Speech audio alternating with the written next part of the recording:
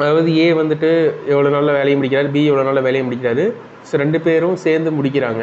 அப்போ அவங்களுக்கு ஒரு கூலி வந்து கிடைக்கும், ஒரு வேஜ் வந்து கிடைக்கும். அது எப்படி பிரிச்சுக்குவாங்க அப்படிங்கிறது தான் இதுக்கு மேலே நம்ம பார்க்கக்கூடிய கொஷின்ஸ் எல்லாமே.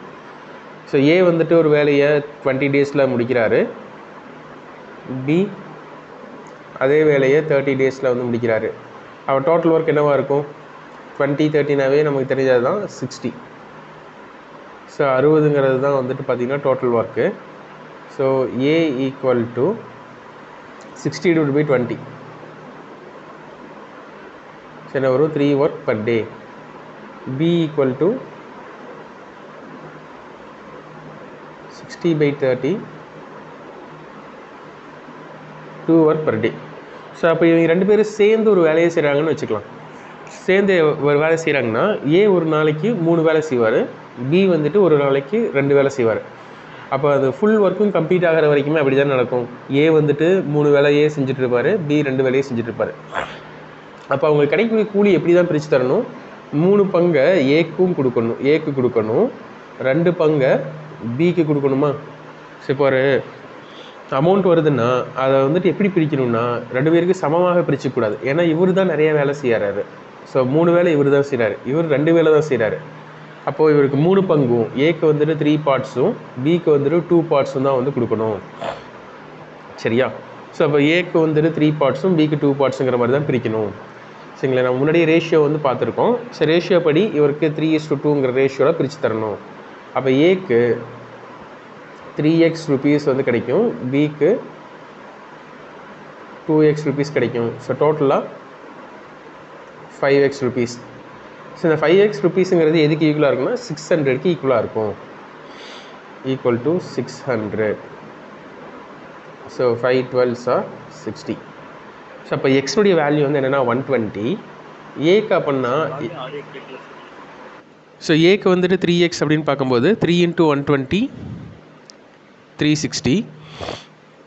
பிக்கு வந்து 2x, 2 × 120 240. சரிங்களா? அப்போ ஏக்கு வந்து 360 rupeesம் பிக்கு வந்து 240 rupeesம் வந்துட்டு கிடைக்கும். ஸோ இந்த மாதிரி தான் வந்துட்டு அவங்க பிரிச்சுக்குவாங்க.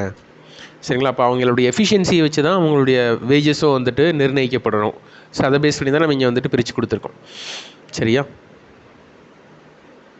சரி, இன்னொரு வருஷம் வந்து இந்த மாடலை பார்த்துடலாம். ஏ வந்துட்டு ஒரு வேலையை 10 நாளில் செய்கிறாரு, பி அதே வேலையை 15 நாளில் செய்கிறாரு. எஃபிஷியன்சி இதுக்கு வந்து பார்த்திங்கன்னா 2க்கும் எல்சிஎம் என்ன வரும்னா, எல்சிஎம் கண்டுபிடிக்கிற மெத்தட் என்ன? ஸோ 15 இருக்குது, 10 இருக்குது. ஸோ லார்ஜ் நம்பர் 15 தான். 15 10 டிவைட் பண்ணுவான்னு பார்க்கணும். ஸோ 15 10 டிவைட் பண்ணாது. இப்போ 15 அடுத்த மல்டிபிள் வந்து என்னென்னா 30. சரிங்களா? 15 1s are 15, 15 2s are 30 தானே. ஸோ 30யை 10 டிவைட் பண்ணுமா? 10 டிவைட் பண்ணும். அப்போ டோட்டல் ஒர்க் வந்துட்டு என்ன அப்படின்னா 30. சரியா? Total work 30. ஸோ அப்போ ஏ வந்துட்டு 30 ஒர்க்ஸ் எவ்வளோ நாளில் முடிக்கிறாங்கன்னா 30/10. ஸோ 3 ஒர்க் பர் டே முடிப்பாங்க ஒரு நாளைக்கு. பி ஒரு நாளைக்கு 2 ஒர்க் வந்து பண்ணுவாங்க.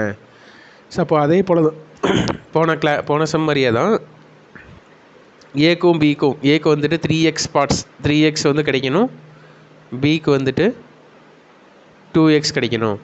ஸோ அப்போ டோட்டலாக வந்துட்டு எவ்வளோ கிடைக்கும்? 3x + 2x 5x. ஸோ 5xங்கிறது தான் வந்து பார்த்திங்கன்னா இந்த 1500. So 5 3s are 15. ஸோ அப்போ எக்ஸ்னுடைய வேல்யூ 300. ஸோ 3x வந்து என்ன வரும்? 3 × 300 900. 2 × 300 600.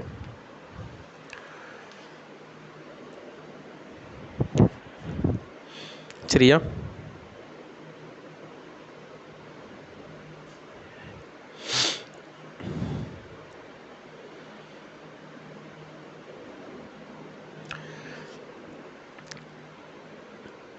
ஏ பியை விட 2 மடங்கு வேகமாக வேலை செய்வார். சரிங்களா? பியால் ஒரு வேலையை தனியாக முடிக்க 12 நாட்கள் ஆனால் ஏ மற்றும் பி இருவரும் சேர்ந்து அந்த வேலையை முடிக்க தேவைப்படும் நாட்கள். A works twice as fast as B. So A and B இருக்காங்க. A works twice as fast as B. So efficiency தான் வந்து நம்ம சொல்கிறாங்க. ஸோ எஃபிஷியன்சி ஸோ எஃபிஷியன்சின்னு பார்க்கும்போது twice as fast as B. So அதாவது இவர் ஒரு நாளைக்கு ஒரு வேலை தான் செய்கிறாருன்னா இவர் ட்வைஸ் 2 வேலை செய்வார் ஏ. ஸோ அதான் அவங்களுடைய எஃபிஷியன்சி. சரிங்களா? ஸோ ஏனுடைய எஃபிஷியன்சி 2, பியினுடைய எஃபிஷியன்சி 1. அதான். ஸோ 1:2 அந்த ரேஷியோவில் இருக்கும். அல்லது இங்கே 2 ஒர்க் பண்ணாருன்னா பி 2 ஒர்க் பண்ணாருன்னா பி 2 ஒர்க் பண்ணுறாரு அப்படின்னா ஏ வந்துட்டு 4 ஒர்க் பண்ணுவாங்க. சரியா? நம்ம ரேஷியோ மட்டும் எடுத்துக்கிட்டால் போதும். ஜஸ்ட் ஒரு சிம்பிளஸ்ட் வேல்யூவாக 1 and 2 எடுத்துக்கிட்டனாவே வந்து போதும். சரியா? இப்போ இதில் வந்து என்ன கொடுத்துருக்காங்கன்னா B can complete a work in 12 days independently. B மட்டும் தனியாக ஒரு வேலையை செய்கிறாரு அப்படின்னா எவ்வளோ நாளில் முடிப்பாருங்களா? 12 days. ஸோ நமக்கு முன்னாடியே தெரியும் டோட்டல் ஒர்க் கண்டுபிடிக்கிறதுக்கு. டோட்டல் ஒர்க் கண்டுபிடிக்கணும் அப்படின்னா என்ன ஃபார்முலா? Efficiency into days. ஒருத்தருடைய திறன் இன்டூ நாட்கள். இப்போ நீங்கள் வந்துட்டு ஒரு நாளைக்கு 2 வேலை செய்வீங்க, 10 நாளில் அந்த வேலையை முடிப்பீங்க அப்படின்னா மற்ற எவ்வளோ வேலை செஞ்சுருப்பீங்க? 2 × 10 20 வேலை. 20 வேலை தானே செஞ்சுருப்பீங்க. அதான மொத்த வேலை. ஸோ அதே போல் தான் இங்கே பீனுடைய எஃபிஷியன்சி நமக்கு தெரியும் 1, அவங்களுடைய நாட்கள் 12. ஸோ 1 × 12. ஸோ அப்போ டோட்டல் ஒர்க் எவ்வளவுனா 12. சரியா? ஸோ டோட்டல் ஒர்க் நம்ம கண்டுபிடிச்சிட்டோம். ஸோ மொத்த வேலை 12 வேலையை ஏ வந்துட்டு எவ்வளோ ஒர்க்காக பண்ணுறாங்க? 2 வேலையாக பண்ணுறாங்க.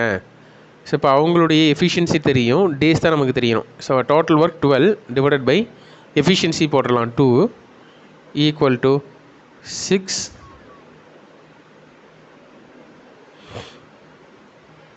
6 days. சரிங்களா? சரி.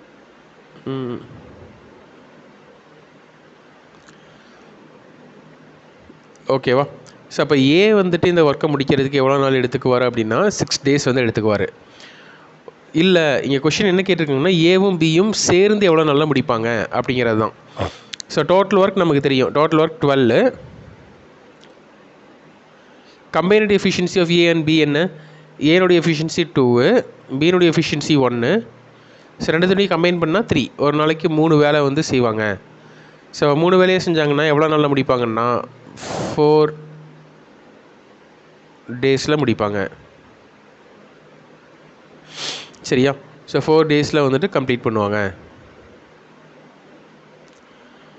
ஸோ இது மாடல் புரியுது. ஸோ இதே மாடலில் இன்னொரு சம் வந்து பார்க்கலாம். A is twice as good workman as B. So அதே தான். ஸோ ஏ அண்ட் பி எடுத்துக்கலாம். A and B. A is twice as good as B. So B ஒரு நாளைக்கு ஒர்க் பண்ணாருன்னா இவர் வந்து 2 ஒர்க் பண்ணுவார். இதுதான் அவங்களுடைய efficiency. And together they finish a piece of work in 14 days. So 2 பேரும் சேர்ந்து ஒர்க்கை முடிக்கிறதுக்கு 14 days ஆகுதான். அப்போ ஏ மட்டும் எவ்வளோ நல்லா முடிப்பாங்க அப்படிங்கிறதான் கேட்குறாங்க. இப்போ வந்து பார்த்திங்கன்னா 2 பேரும் சேர்ந்து எவ்வளோ நல்லா முடிக்கிறாங்க? 14 days. ஸோ டோட்டல் ஒர்க் நம்ம கண்டுபிடிக்கணும் அப்படின்னா என்ன பண்ணலாம்? இவங்க 2 பேரும் சேர்ந்தாங்கன்னா ஒரு நாளைக்கு எவ்வளோ வேலை செய்கிறாங்க? 3 வேலை செய்வாங்களா? 2 + 1 3. ஸோ ஒரு நாளைக்கு 3 வேலை செய்கிறாங்க. ஸோ 10 நாளில் எவ்வளோ வேலை முடிச்சிருப்பாங்க? 30 வேலை. 14 நாட்களில் 42 வேலையும் முடிச்சிருப்பாங்களா? ஸோ அப்போ மொத்த வேலை எவ்வளோ முடிச்சிருப்பாங்க அப்படின்னா 2 பேரும் சேர்ந்து 42. ஸோ மொத்தமாக 42 ஒர்க்கை முடிச்சிருப்பாங்க. ஸோ அப்போ டோட்டல் ஒர்க் வந்து 42. ஸோ இந்த 42 ஒர்க்ஸை ஏ எவ்வளோ ஒர்க்காக கம்ப்ளீட் பண்ண போகிறாரு? 2 ஒர்க்காக கம்ப்ளீட் பண்ண போகிறாரு. ஏனுடைய efficiency. So total work divided by efficiency. So total work divided by 2 போட்டோம்னா நமக்கு என்ன கிடைக்கும்? ஆன்சர் 21 அப்படிங்கிறது கிடைக்கும். ஸோ ஆன்சர் வந்து என்னென்னா 21 தான். சரியா? A works twice as fast as B. If B can complete a piece of work in 12 days independently, the number of days in which A and B together finish the work is. So இதுதான் இந்த some தான் ஃபஸ்ட்டாக எடுத்து நீ பார்த்தோம். So அதே some தான் repeat ஆயிருக்கு. A and B can do a job together in 7 days. A மற்றும் B ஆகியவர்கள் சேர்ந்த ஒரு வேலையை 7 நாட்களில் முடிக்கின்றனர். A is 1/3/4 times as efficient as B. The same job can be done by A alone in. So A மட்டும் தனியாக இந்த job எவ்வளோ நாளில் முடிப்பார் அப்படிங்கிறதா வந்துட்டு கொஷின்னு. ஸோ இப்போ இந்த இடத்துல இவ்வளோ மடங்குகள்னு கொடுத்துருக்காங்கல்ல, ஸோ அதை வந்து நம்ம மிக்ஸ்டு ஃப்ராக்ஷனில் இருக்கக்கூடியதை நார்மல் ஃப்ராக்ஷன் கன்வெர்ட் பண்ணிக்கலாம்.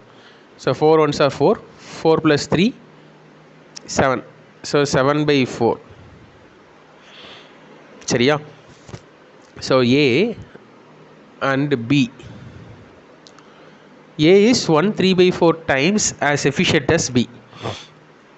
ஸோ இப்போ எக்ஸாம்பிளுக்கு என்ன பண்ணலான்னா, இங்கே டினாமினேட்டரில் என்ன இருக்குது, 4 இருக்கா, 4ங்கிறது இந்த இடத்துல போட்டுக்கலாம். சும்மா சொல்கிறேன். ஸோ 4 ஒர்க் வந்துட்டு யார் பண்ணுறாங்கன்னா B வந்துட்டு பண்ணுறாங்கன்னு வச்சுக்கலாம். 4 work per day.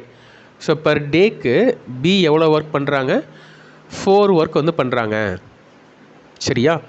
So per டேக்கு B வந்து 4 ஒர்க் பண்ணுறாங்க. அப்போது A எவ்வளோ ஒர்க் பண்ணுவாங்க, 7/4 times as B-யா, 7/4 times as B. யார், A வந்துட்டு 7/4 times of B பண்ணக்கூடிய ஒர்க்காக பண்ணுறாங்க. ஸோ இங்கே அப்போ 7/4 times of B 4 எடுத்தோன்னே என்ன ஆயிரும், 4 4 கேன்சல் ஆயிரும், 7:4ன்னு வரும். ஸோ அப்போ A ஒரு நாளைக்கு 7 ஒர்க் பண்ணுறாருன்னா B வந்துட்டு 4 ஒர்க் வந்து பண்ணுறாங்க. சரியா? ஸோ இப்போ இந்த மாதிரிலாம் வந்துருக்குன்னா நீங்கள் வேறு எந்த 4ன்னு வைக்காமல் நீங்கள் வேறு எந்த வேல்யூ வேணாலும் வைக்கலாம். 100ன்னு வைக்கலாம், 200ன்னு வைக்கலாம், அல்லது 8ன்னு வைக்கலாம், 12ன்னு வைக்கலாம். எது வச்சிங்கனாலும் உங்களுக்கு ஆன்சர் வந்து வரும். லாஸ்ட்டில் ரேஷியோ வந்து என்ன தான் வந்து நிற்கும்னா 7:4ங்கிறது தான் ரேஷியோவாக வந்து வரும். சரிங்களா? அப்போ ஏனுடைய எஃபிஷியன்சி 7, பீனுடைய எஃபிஷியன்சி வந்து பார்த்திங்கன்னா 4. சரியா? So A and B can do a job in 7 days. So அதாவது ஏவும் பியும் சேர்ந்தாங்கன்னா எவ்வளோ நாளில் முடிக்கிறாங்க ஒரு ஒர்க்கை, 7 daysல முடிக்கிறாங்க.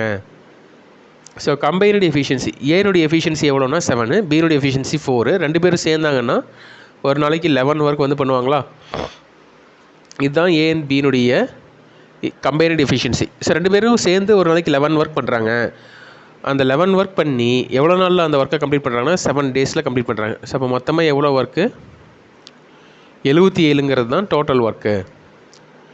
So same job can be done by A alone in. So அப்போ ஏ மட்டும் இந்த ஒர்க்கு தனியாக பண்ணுறாருன்னா எவ்வளோ நாளில் பண்ணுவார், ஸோ அப்படிங்கிறது தான் வந்து கொஷின்னு. ஸோ அப்போ இது வந்து டோட்டல் ஒர்க்கு ஏனுடைய எஃபிஷியன்சியால் டிவைட் பண்ணால் போதுமா. So divided by 7 equal to 11 days.